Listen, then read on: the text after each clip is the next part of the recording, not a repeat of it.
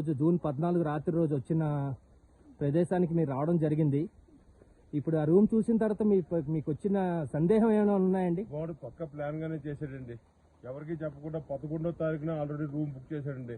ఆ విషయం మా అమ్మాయికి కూడా తెలియదు ఇక్కడికి వస్తున్నట్టుగా. ఇప్పుడు మరి ఆ అబ్బాయి వాళ్ళ తల్లిదండ్రులు చెప్తున్నారు కదండి, శ్రీచరణ్ వాళ్ళ తల్లిదండ్రులు దుర్గా ప్రసాద్ గారును సీతామహాలక్ష్మి గారు ఇది హరిద్వార్ రిషికేశ్ వెళ్తారని. మరి ఇప్పుడు ఇది 11వ తారీఖున బుక్ చేస్తారని మీకు ఎవరు చెప్పారండి? ఇక్కడ వచ్చాక నేను ఎంక్వైరీ చేశానండి. హోటల్ స్టే వాళ్ళని ఎంక్వైరీ చేశాను. సో ఇప్పుడు ఈ శ్రీచరణ్ అనే అబ్బాయి ముందే ప్రీ ప్లాన్డ్ గా బుక్ చేశాడు అంటారు? పక్కానండి. 100 రూపాయలు ఎవరికి తెలియకుండా మా అమ్మాయికి తల్లిదండ్రులకి ఎవరికి తెలియకుండా వాడి ప్లాన్ అయితే ఇందులో లేదండి. వాళ్ళది మా అమ్మాయికి ఇక్కడ రావాలన్న ఆలోచన లేదండి. వాడే ప్లాన్డ్ గా బుక్ చేసి ఇక్కడ తీసుకొచ్చాడండి మా అమ్మాయిని. సరే ఇప్పుడు మీరు ఏమి డీజీపీ గారికి ఏం వివరిద్దాం అనుకుంటున్నారు ఇప్పుడు ఇవాళ సాయంత్రం కలిసినప్పుడు?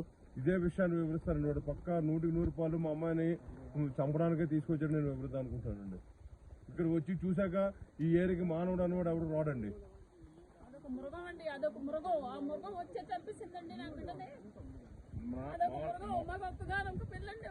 మానవుడు ఎవడు రాడండి ఈ ఏరియాకి.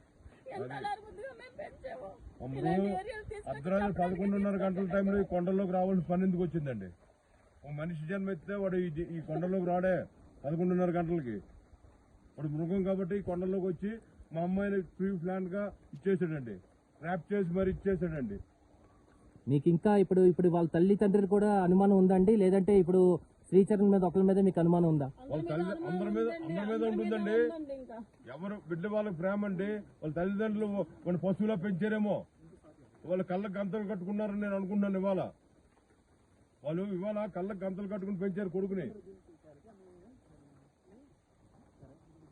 మా పిల్లలు లోకానికే తెలుసు.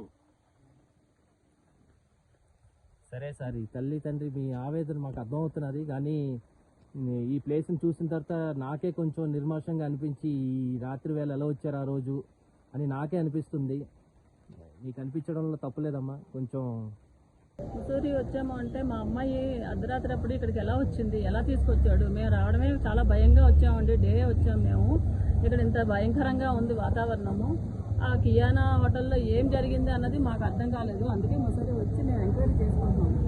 ఇదైతే 100% ఇందులో న్యాయం కావాలని మేము తిరుగుతున్నాము. ఆ మృగం వెనకాతల ఎవరో సపోర్ట్ ఉండాలి. లేకపోతే ఆ మృగం అర్ధరాత్రి అప్పుడు ఈ 11 గంటల టైంలోనే ఇక్కడికి చేరే ఆస్కారం లేదు. ఎవరెవరు హెల్ప్ చేసి ఉంటారని మన అనుమానం. ఇదంతా చాలా భయంకరంగా ఉందండి. వాతావరణం కూడా నైట్ ఎలా వచ్చారు అన్నది మనకు కావాలి. ఏ టైంలో చెక్ ఇన్ అయ్యింది రూము, ఎన్ని గంటలకి రూమ్ లోకి వెళ్లారు, ఆ తర్వాత ఏం జరిగింది, మాకు అదంతా కావాలి సార్. ఇప్పుడు మీకు కావాల్సిందే, అందుకే మేము ఇక్కడికి వచ్చాము. ఇప్పుడు మీకు డిస్ట్రిక్ట్ మెజిస్ట్రేట్ ఆశీష్ చౌహాన్ గారు మెజిస్ట్రేట్ ఎంక్వైరీకి పిలుపునిచ్చినందుకు మీకు ఏమైనా ఉత్తరాఖండ్ ప్రభుత్వం మీద భరోసా ఉందా అండి? చాలా భరోసా ఉందండి. వాళ్ళ భరోసాతోనే మేము ఇక్కడ ఇలా రావాల్సి వస్తుంది. మేము చాలా వాళ్ళు నమ్ముతున్నాము. వాళ్ళు కూడా మాకు చాలా భరోసా ఇచ్చారు.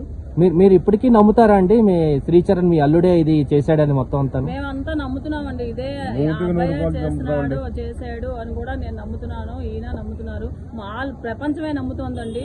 ఇంకా మా నమ్మకాలతో ఏముందండి? అందరూ తెల్లవారు లేచిన దగ్గర నుంచి ఏం జరిగింది ఇదే క్వశ్చన్ చేస్తున్నారండి. అరెస్ట్ చేయాలి, వాడిని ఉరి తీయాలనే మాట వస్తుంది సార్. ఇప్పుడు మీరు ముసూరి వచ్చారు కదా, ఇప్పుడు మీకు పర్మిషన్ తీసుకున్నారా మరి ఆ కియాన్ హోమ్ స్టేకి వెళ్ళడానికి? తీసుకున్నాం సార్, తీసుకున్నాము. ఎవరిచ్చారమ్మా? మాకు డెహ్రాడూన్ నుంచి వచ్చాయండి. అక్కడ నుంచి మన ఉత్తరాఖండ్ డీజీపీ గారు ఇచ్చారా? డీజీపీ గారు ఇచ్చారు. తప్పకుండా ఇక్కడ నుంచి తీసుకెళ్తామని మాకు ఒకళ్ళు పంపించారు వెనకాతల. మేము వెళ్తున్నాము, ఇప్పుడు అక్కడికే వెళ్తున్నాం సార్. వెళ్ళి మొత్తం మా అమ్మాయి అక్కడ ఏం జరిగిందో అనేది తెలుసుకోవడానికి వెళ్తున్నాం. సరే, థ్యాంక్ యూ.